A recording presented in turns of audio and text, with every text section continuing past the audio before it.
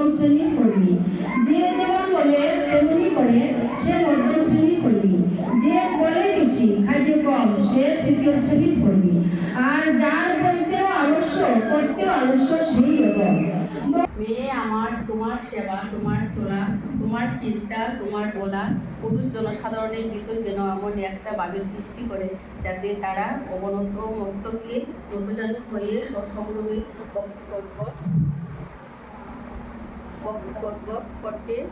জননী আমার বলে মুক্ত হয়, বুদ্ধ হয়, তিক্ত হয়, তিক্তার্থ হয়, তবেই তুমি মেয়ে, তবেই তুমি সখী।